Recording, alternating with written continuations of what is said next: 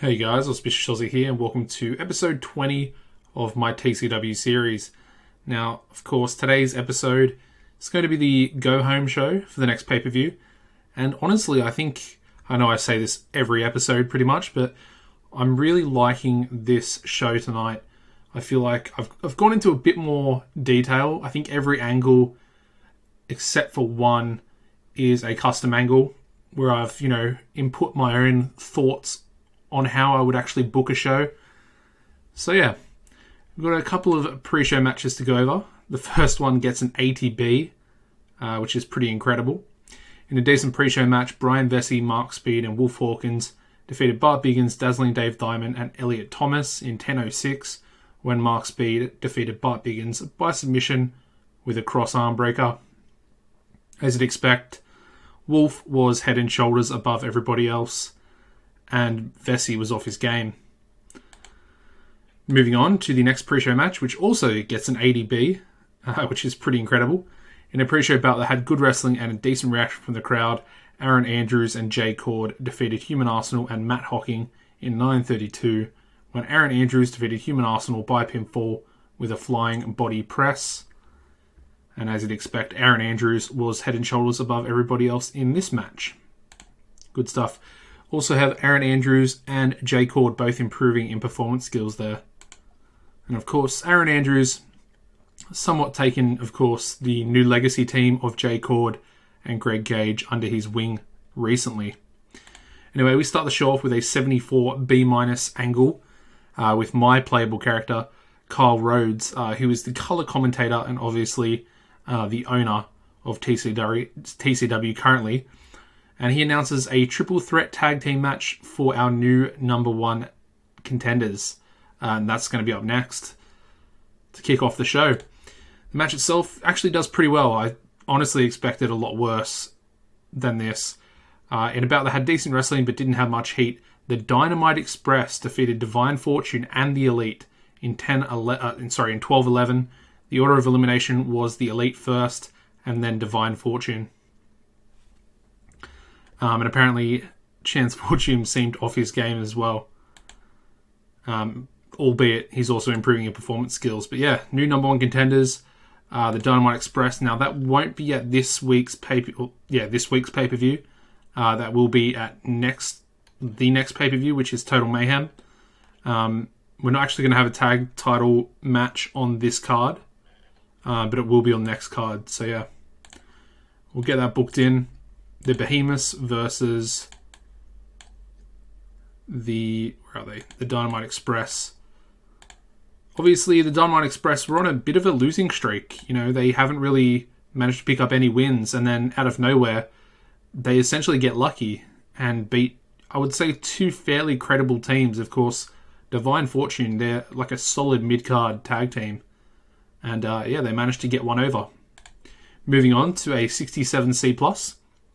Ed Stone and Mighty Mo have a match tonight, and basically Ed Stone challenges Mighty Mo to put the title on the line in their match up next.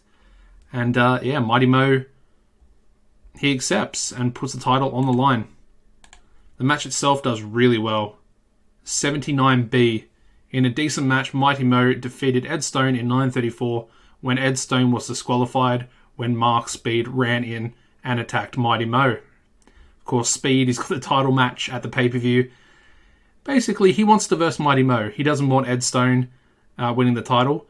And obviously, Ed Stone's going to be pretty pissed off that he essentially could have had a title here in TCW. And, Mark Speed, they're both heels, but Speed's being a lot more greedy, let's say that. Anyway, Mighty Mo makes defense number one, obviously due to the disqualification. The next angle is a 75 B-. We have the New Wave, and they have finally made their decision, and Scout has decided to step up and face Jay Cord at the pay-per-view. Of course, continuing that sort of storyline. Pretty good angle, 75 B- for both of these two. They have a match as well, which gets an 80B, in about that had good wrestling and a decent reaction from the crowd. The New Wave defeated Brent Hill and American Buffalo in 10:06 when Scout defeated Brent Hill by submission with a special force. Obviously, Scout getting the win there as well. building him up a little bit more. And he also had an in-ring performance of 85. More worker improvements for the new wave. Scout improving in performance, and then Guide improving in technical and performance. So I'm pretty happy with that as well. Still improving despite their age. We then go into a 98 A-star rated angle with Rocky Golden and Bulldozer Brandon Smith. And basically, they want to face the Latino Kings in a tag match at the pay-per-view. And it's pretty much going to be booked in for the pay-per-view. Finally, we'll get to see Rocky and Bulldozer team up, taking on the Latino Kings after everything that's sort of gone down recently. And, you know, Bulldozer Brandon Smith wants to get his hands on both of them. He will actually get his hands on one of them here tonight. And, yeah, it's an interesting one. He does have a matchup against Rudy Velasquez next, which gets a 67C+. And about that had decent wrestling, but little heat. Rudy Velasquez defeated Bulldozer Brandon Smith in 7:57 by pinfall with a street cutter after a distraction from Hector Galindo. Yeah, so interesting. Very interesting. Obviously, you know, Bulldozer Brandon Smith wanted a bit of revenge on Rudy Velasquez. However, you know, he also wanted revenge against Hector Galindo, and that distraction led to a street cutter, and obviously Rudy getting the pinfall there. We also actually had Rocky on commentary.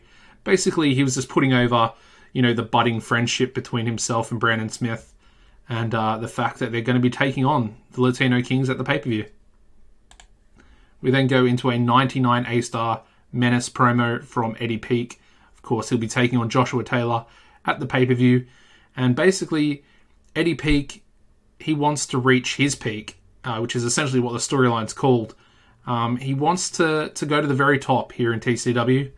And, you know, a win over Joshua Taylor would do just that. We then go into a match with him and Ricky Dale Johnson, which gets an 80B. And about that had great heat and good wrestling. Eddie Peake defeated Ricky Dale Johnson in 10 minutes 4 seconds by pinfall with a handful of tights.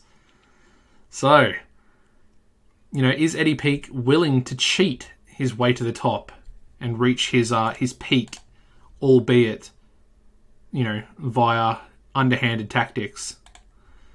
We then go into a 98 A-star Menace. Well, it is a Menace angle, but it is obviously a freestyle angle as well. And the Behemoths, they'll be tag teaming with Joel Bryant.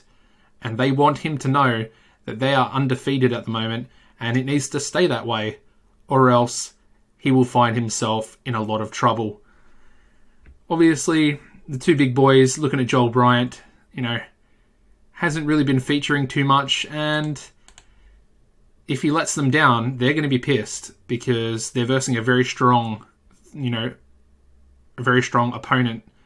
Well, a very strong trio of opponents. The match itself, I think this was the main event, getting an 81B.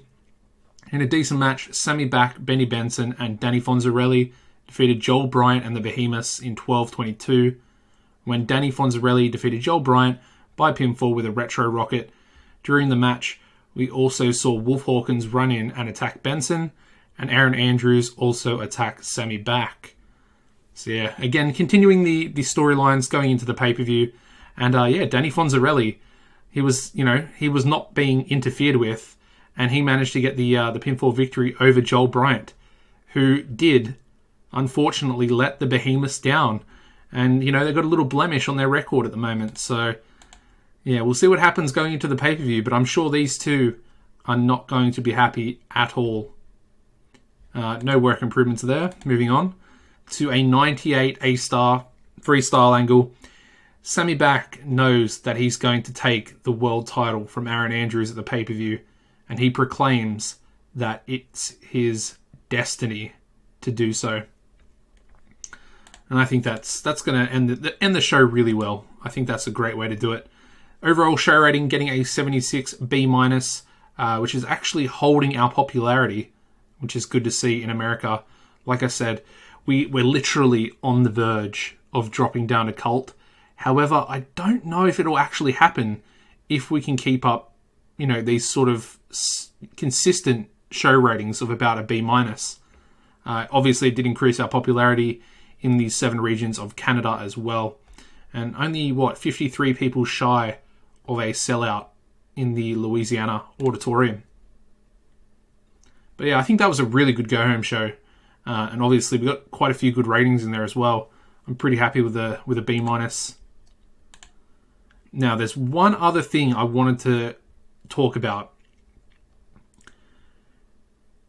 I'm very tempted to bring in a women's division right now. And I say that because, one, Lauren Easter's contract has run out with North of the Border. And as you can see, Lauren Easter is absolutely incredible. She is a top women's wrestler in the Cverse. Obviously, it doesn't have any popularity in America, but she has it in Canada. You know, whatever. That doesn't really matter. We can get her over because she's such a good talent. And then we also have this one as well, Alicia Strong. Her contract is running out with US Pro Wrestling. And she is also an incredible talent. She's probably a little bit better than Lauren Easter, but I think those two going at each other, with Alicia Strong being the face, Lauren Easter being the heel, I think would be a perfect starting feud to a women's division. I'm tempted. I'm very tempted. They're both pretty young as well. Easter is 28 and Alicia Strong, I believe, is 29, if I have a quick look here. There we go. I think I'm going to do it. At the moment, there's no competition to sign either of them. Obviously, Alicia is still currently with US Pro, but they haven't offered a new contract or a renewal, so it's a very strong possibility that I'm going to do that going into the next episode.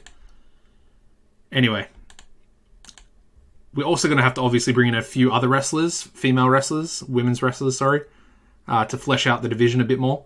However, I think I'm going to go with some younger, more talented, women's wrestlers that you're probably a little bit familiar with if you've ever done like a AAA or a QAW Cverse series or save personally. I know a lot of those girls. I have done it quite some time ago. I had a pretty good QAW series running.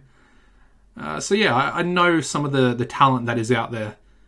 Girls like Thea Davis, Claire Winters, Laura Flame, those type of girls. Anyway, TV rating getting a 6.93, which I believe is about the same as last week.